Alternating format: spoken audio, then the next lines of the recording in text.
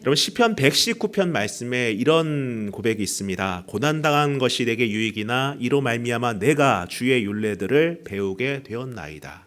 다시 읽어드릴게요. 고난당한 것이 내게 유익이라, 고난당한 것이 내게 유익이라 이로 말미암아 내가 주의 율례들을 배우게 되었나이다. 자, 이 말씀을 보면은 고난도 유익이고 주님의 방법 또 주님의 말씀을 배우게 되었다고 하는데, 과연 여러분 우리가 이 말씀을 묵상하거나 또 오늘 나눌 말씀이기도 하겠지만은 고난이나 어려움이 닥치거나 또 어떤 선택을 해야 되는 상황이 온다면 여러분께서는 어떤 반응을 하실 거라고 생각하십니까? 좀 전에도 우리 이태영 집사님 찬양 인도하기 전에 찬양 인도하면서 이제 자녀들과 함께 양화진을 갔다 왔다는 이야기를 나누었습니다. 저 역시도 우리 아이들이 이제 초등학교 시절에 양화진을 데려가고 또 그 선교사님들의 무덤을 보고 또 그 기념관을 둘러본 기억이 있습니다. 자, 우리가 봤을 때에 그 선교사님들의 묘지를 가보면은 어떤 생각이 듭니까? 어떤 생각이 드나요? 그분들은 어떤 자기의 유익이나 자기의 즐거움이나 어떤 개인적인 목표를 이루기 위해서 이 땅에 온 것도 아니고 또 그 자리에 죽임을 당한 것도 아니고 순교를 당한 것도 아니었어요. 그분들께서 복음을 전하는 것의 대가는 고통이었고 고난이었고 아픔이었습니다. 그리고 죽음이었다는 거예요. 그럼에도 불구하고 그것을 포기하지 않고 끝까지 복음을 전했다는 것이 그 묘지를 통해서 그 기념관을 통해서 증명이 되고 있어요. 자, 우리를 한번 봅시다. 과연 제가 이제 앞서 이 시편 말씀을 드렸지만은 우리는 살아가다 보면은 순간순간 고난을 겪을 때가 있어요. 아니, 자주 있어요. 자주 있습니다. 우리가 사실 행복한 순간이 많은가 아니면은 아파하는 순간이 많은가라고 질문한다면은요, 사실 우리가 아파하는 순간이 더 많습니다. 그렇죠?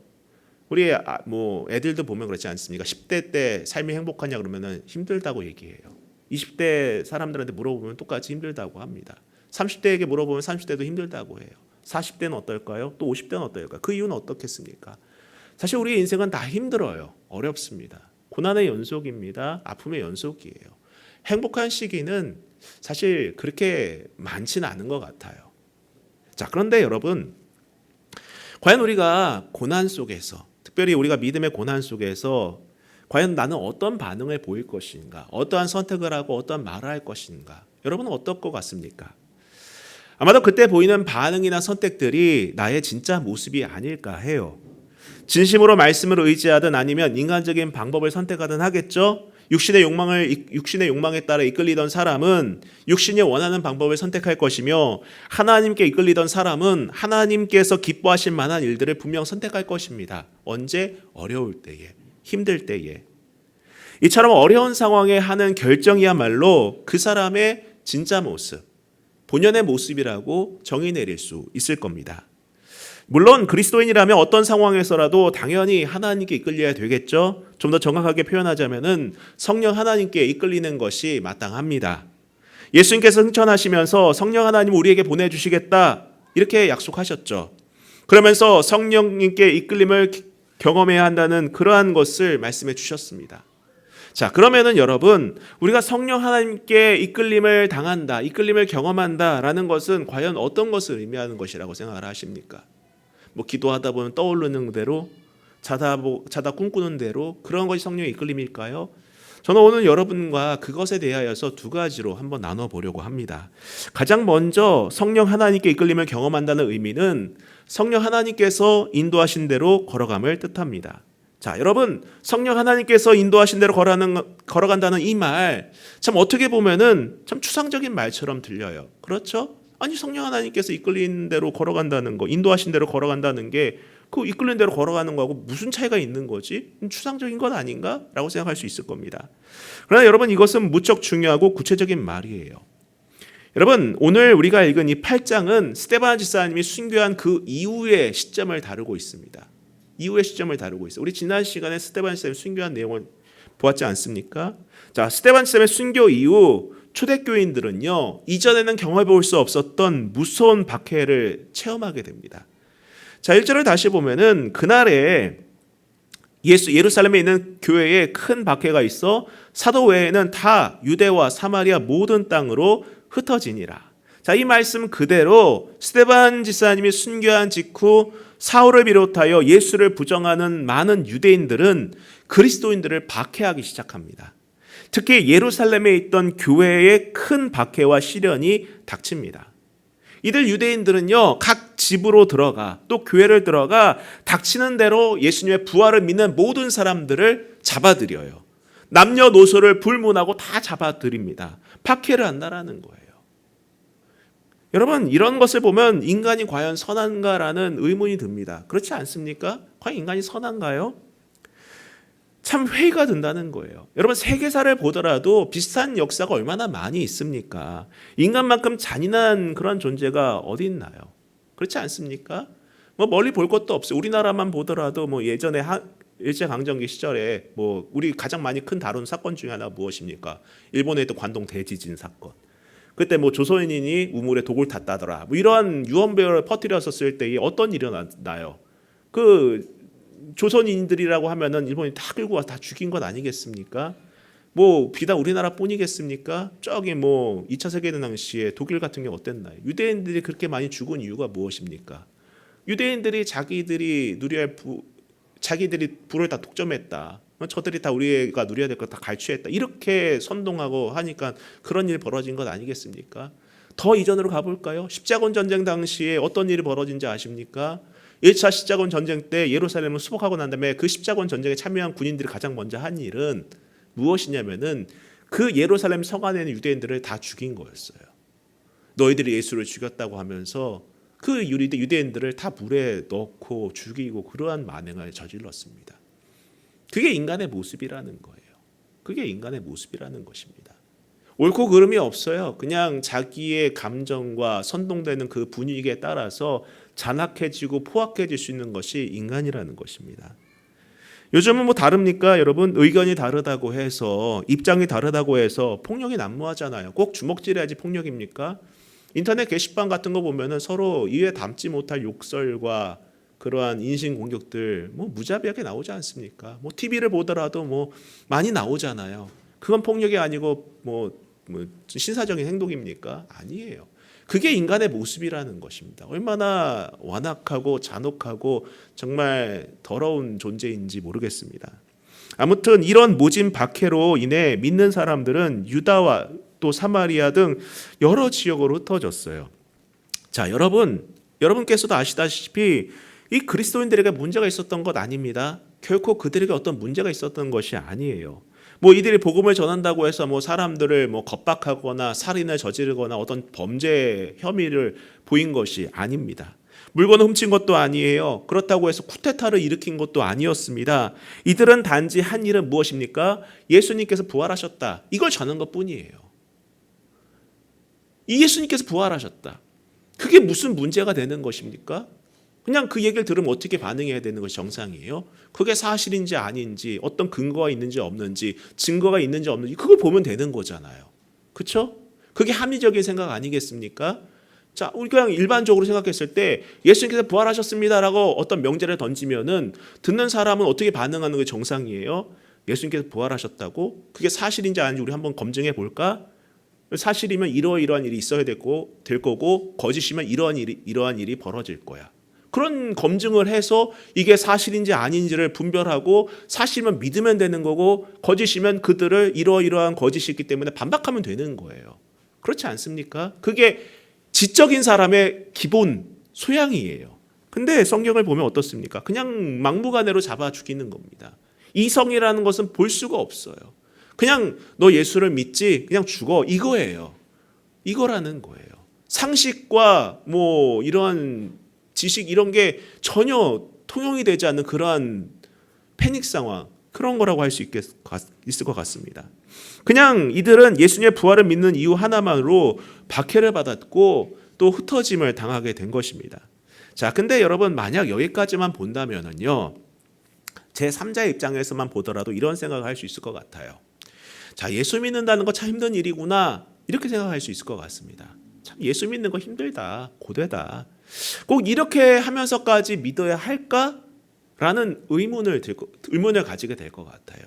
아니 굳이 힘든데 왜 예수를 믿어? 왜 박해를 받는데 예수를 믿어? 왜 굳이 그렇게 고통받는데 예수를 믿어? 라고 할 수 있을 것 같아요. 그렇지 않습니까? 뭐 요즘 말로는 그렇게 말할 수 있을 것 같습니다. 아니 삶이 힘들다면서 뭐 헌금을 해? 교회를 왜 다녀? 이렇게 얘기할 수 있을 것 같아요. 아니 뭐 네가 지금 뭐 해야지 기도를 왜 해? 사람 만나 이렇게 말할 수 있는 것 같습니다. 그런 맥락 아니겠냐고요.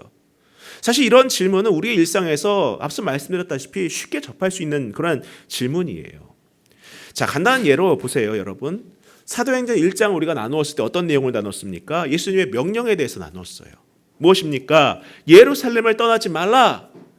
이 말도 어떤 것이었습니까? 그때 당시에 어떤 말씀을 전해드렸습니까? 참 가혹한 명령이다라고 하지 않았습니까? 왜냐하면 신앙이 없는 사람에게 예루살렘을 머무르는 것은 어려운 일이 아니에요.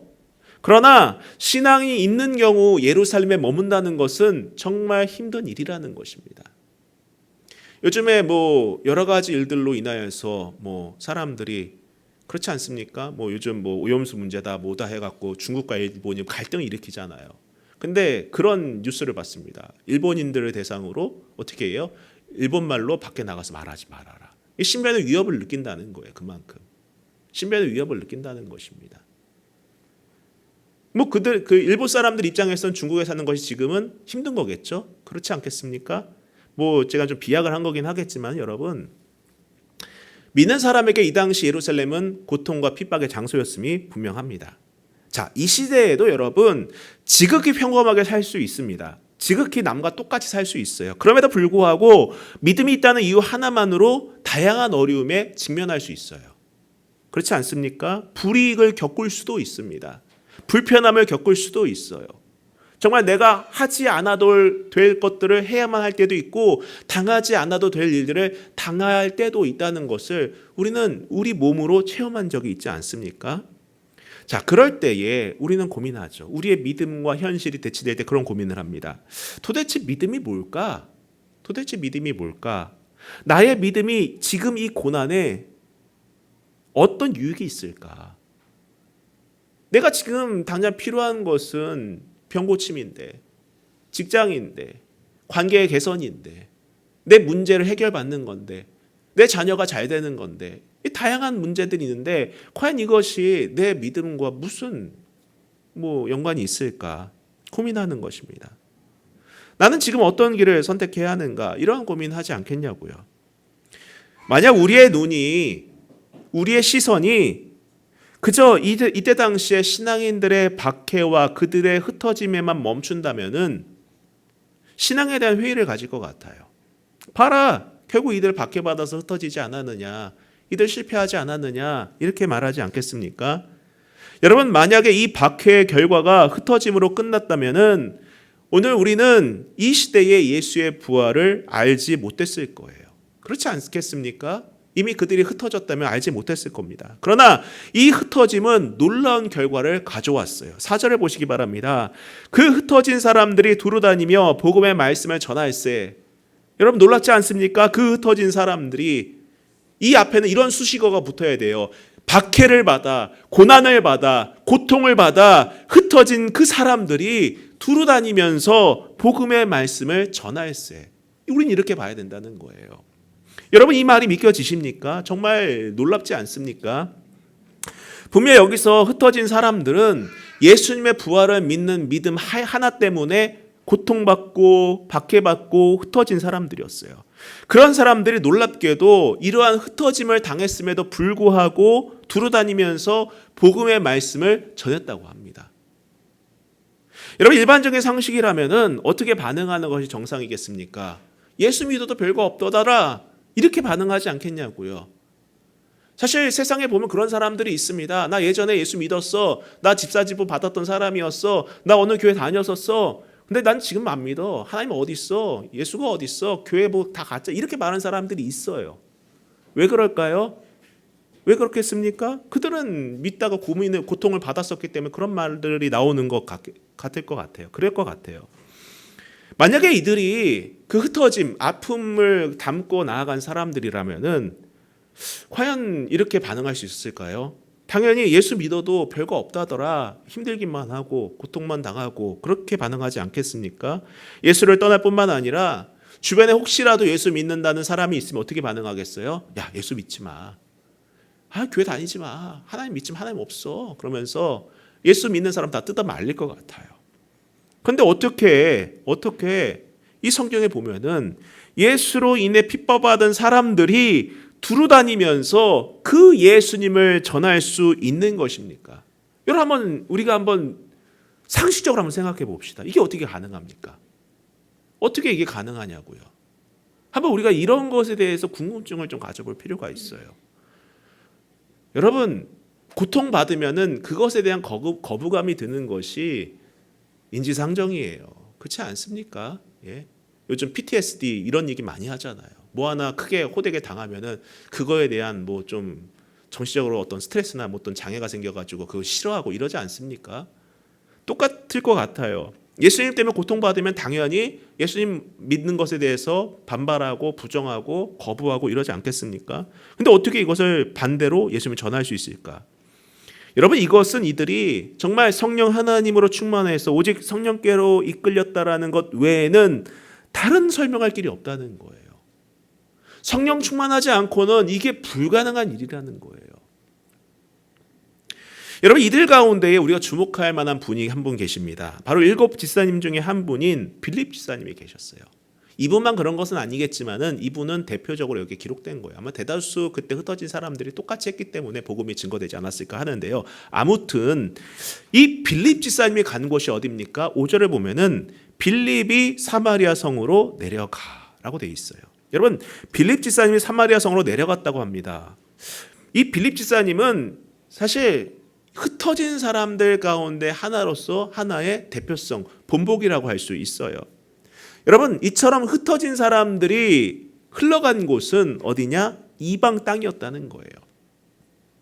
유대인들이 가려고 하지 않았던 곳, 바로 사마리아 땅들 같은 그런 곳이었습니다. 그 땅을 그리스도인들이 흩어져 들어가는 거예요. 그리고 이 사건은 그 땅에 하나님의 복음이 뿌리 내리게 했다라는 것입니다. 놀랍지 않습니까? 그뿐만이 아닙니다. 오늘 우리가 읽지 않았지만 사도행전 8장 26절 이후부터 나오면은요, 이후부터 보면은 빌립 지사님과 에디오피아 내시의 이야기가 나와요. 한번 보도록 하겠습니다. 여러분, 26절을 보시기 바랍니다. 주의 사자가 빌립에게 말하여 이르되 일어나서 남쪽으로 향하여 예루살렘에서 가사로 내려가는 길까지 가라 하니 그 길은 광야라. 여기서 빌립은 누구의 말에 순종을 합니까? 바로 주의 사자의 말에 순종한다고 나와 있어요. 여러분, 주의 사자 그러면 목사 얘기 생각하지 마세요. 목사는 주의 사자가 아닙니다. 그런 생각하지 마세요. 여기서 말하는 주의 사자는 천사겠죠, 당연히. 주의 사자가 빌립 지사님에게 말합니다. 남쪽으로 향하여 가라. 자, 그 말을 듣고 바라보니까는 그 길이 광야로 가는 길이었다는 거예요.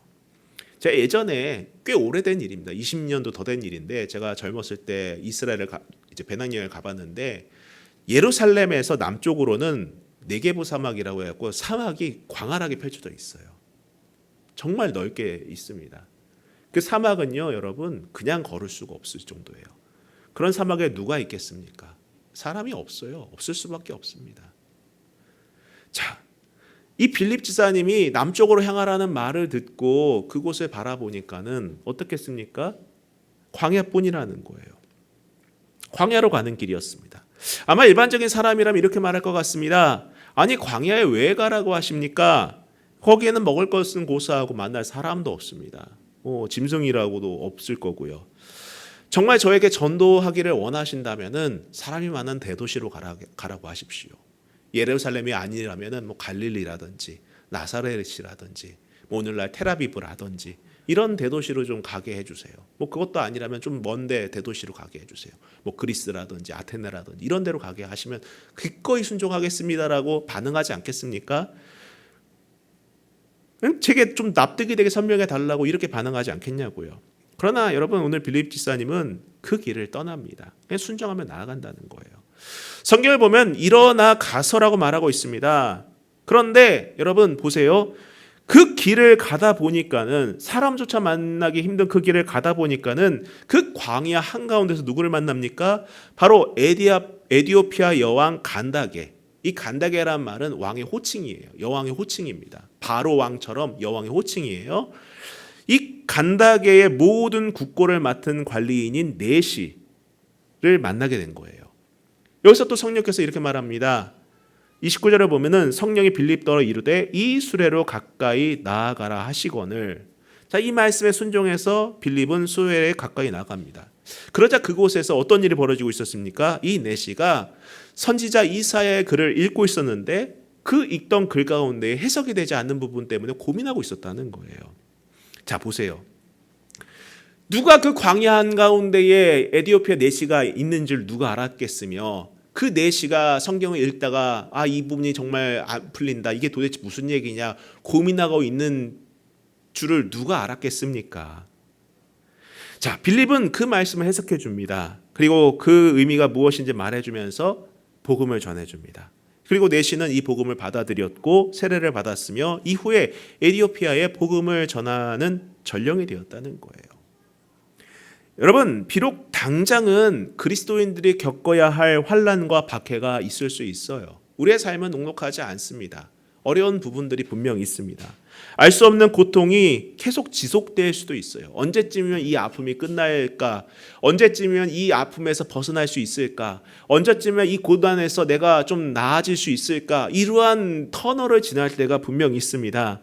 마치 광야에 홀로 남겨진 것처럼 우두커니 서 있어야만 할 때도 있어요. 그러나 여러분, 우리가 그 순간에도 놓치지 말아야 될 것은 무엇입니까? 하나님이 우리와 함께 계시다라는 거예요. 그 순간에도 하나님이 나와 함께 하시고 나와 동행하고 계시다라는 것을 여러분이 믿고 의지해야 하는 것입니다. 여러분, 지금 이 순간에 여러분께서 고민하고 계시다면은 그 순간에도 여러분 그 하나님과 동행할 수 있기를 부탁드립니다.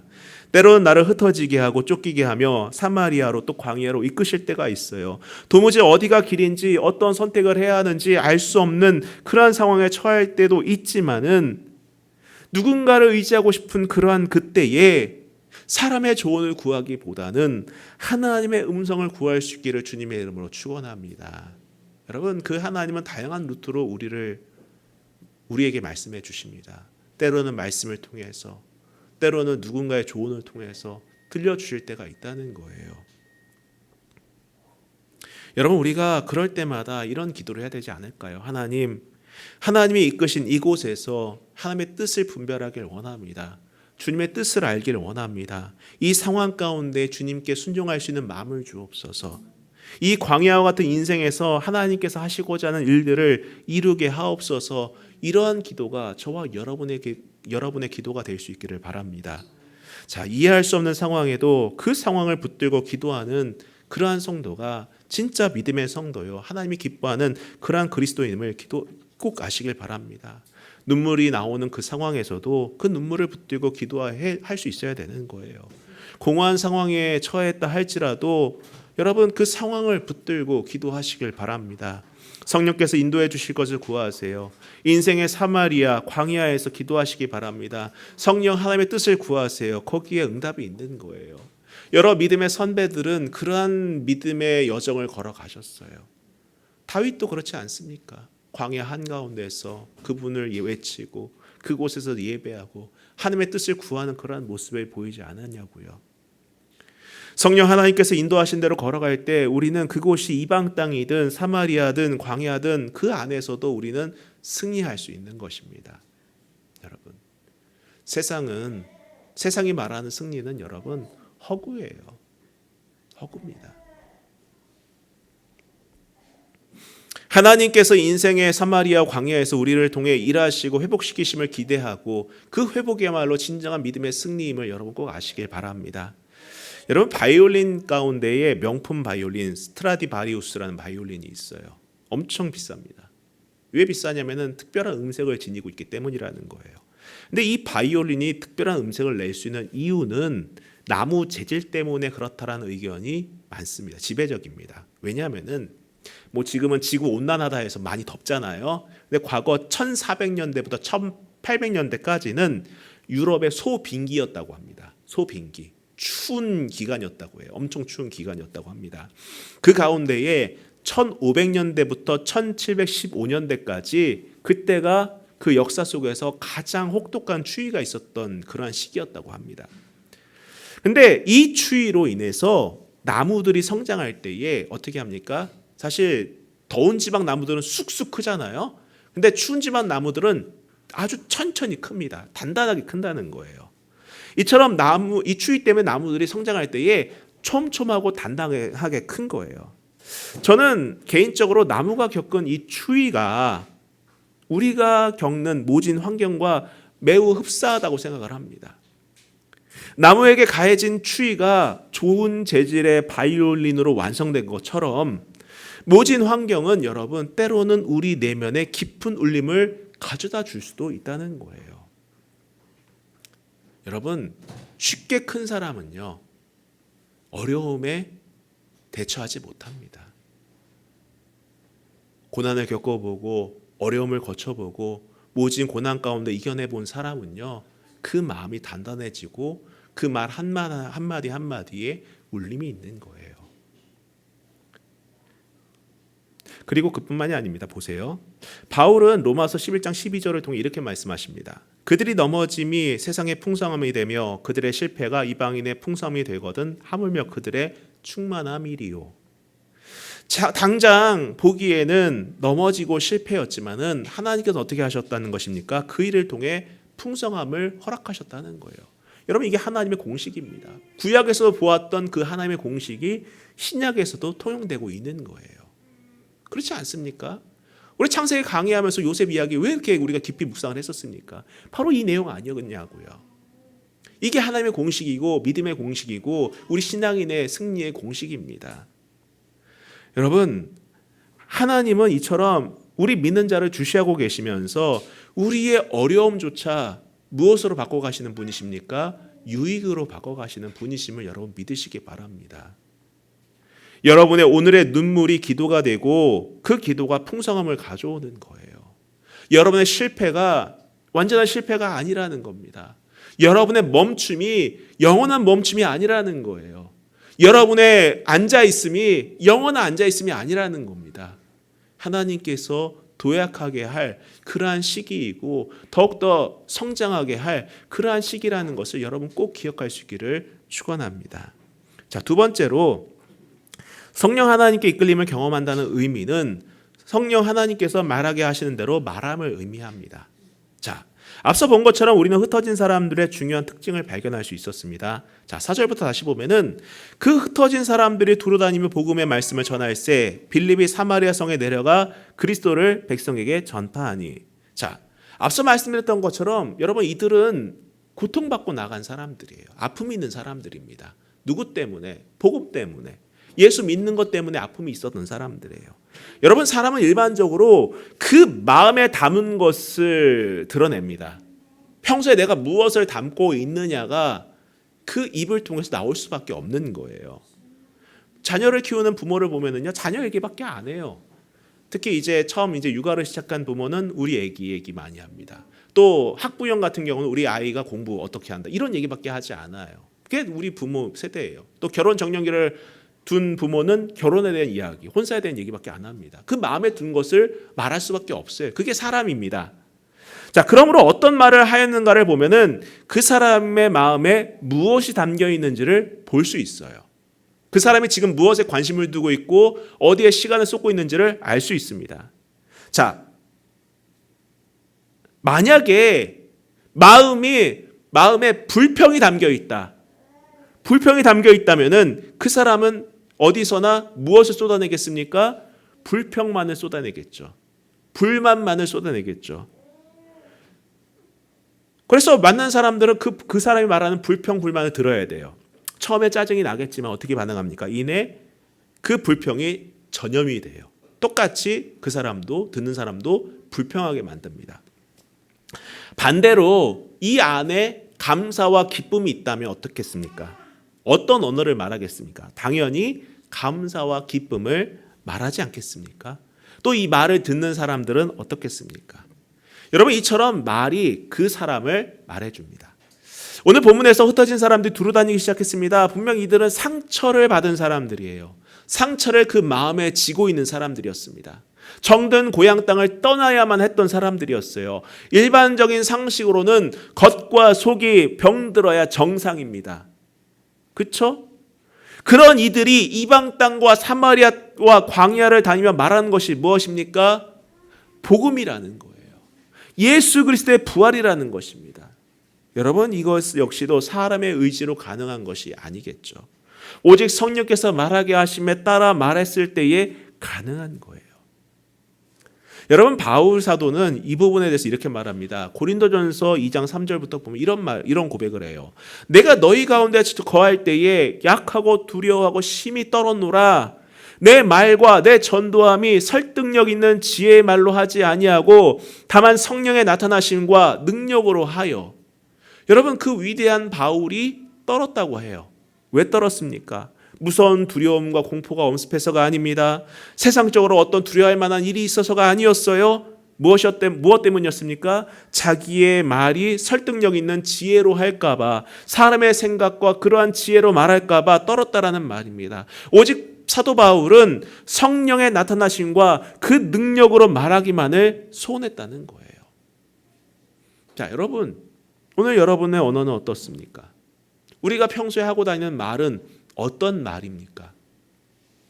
지금 오늘 내가 내 가족에게 했던 말들, 내 친구와 내 지인에게 했던 말들은 어떤 말입니까? 그때그때 충동적인 생각과 갈등과 감정에 따르는 그러한 언어였습니까? 아니면 성령의 나타나심과 그 능력에 따르는 언어였습니까? 저는 우리의 언어가 내 생각과 감정과 그때그때 반응하는 언어가 아니라 성령께서 말하게 하심에 따라 말하게 되는 그러한 언어가 되기를 축원합니다. 자, 말씀을 정리하겠습니다. 비록 우리는 흩어지고 쫓기는 그런 사람들은 아닙니다. 그러나 우리는 오늘 말씀 속에서 그러한 사람들을 보았어요. 복음 때문에 흩어지고 복음 때문에 쫓겨다니는 그러한 사람을 보았습니다. 그런데 놀랍게도 이들은 어떤 모습을 보여줬습니까? 이들은 밖에 가운데서도 하나님께서 이끄시는 길로 나아갔어요. 성령께서 말하게 하시는 대로 전했습니다. 비록 성경 가운데에서 보여진 사람들은 우리가 흩어진 사람과 빌립 집사님이었지만은, 자, 그들은 그 시대에 고통받던 그리스도인 유대인들의 표상이었던 거예요. 이들은 그 상황적으로는 그들의 모습은 어땠습니까? 고통이었고 아픔이었고 슬픔이었지만은 결국 하나님께서는 그들의 삶을 풍성하게 채워주지 않았습니까? 오히려 이들을 사용하셔서 열방의 구원을 가져오게 하셨다는 거예요. 자, 보십시오. 6절부터 보시기 바랍니다. 무리가 빌립의 말도 듣고 행하는 표적도 보고 한 마음으로 그가 하는 말을 따르더라. 사람들이 따르기 시작했다는 거예요. 복음의 말씀을 듣기 시작했다는 것입니다. 또 7절을 보세요. 많은 사람에게 붙었던 더러운 귀신들이 크게 소리 지르며 나가고 또 많은 주풍병자와 못 걷는 사람이 나으니 하나님의 능력이 나타났다라는 겁니다. 또 8절을 보세요. 그 성에 큰 기쁨이 있더라. 세상이 줄 수 없는 큰 기쁨의 장소가 그곳에 임하게 되었다는 것을 성경은 증언하고 있습니다.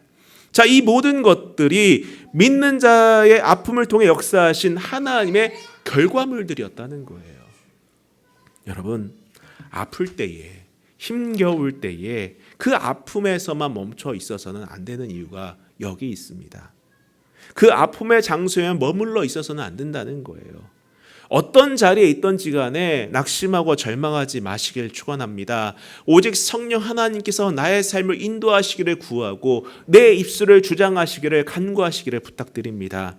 또 이 안에 비록 아픔과 슬픔과 원망이 가득할지라도 정말 그것만을 토설하고 내뱉는 것이 아니라 정말 하나님께서 말하게 하시는에 따라서 순종하는 저와 여러분이 될 수 있기를 바라요. 그래서 하나님이 쓰시는 믿음의 사람, 하나님이 역사하시는 믿음의 통로가 될 수 있기를 바랍니다. 성령님께서 이끄심을 경험하고 말하게 하심을 순종하여서 오늘 이 말씀에 기록한 것처럼 많은 사람들에게 복음을 증거하고 여러분의 삶에서 하나님의 능력을 경험하며 여러분이 속한 가정과 직장과 교회 모두가 기쁨의 장소가 될 수 있기를 다시 한번 주님의 이름으로 축원합니다. 기도하겠습니다.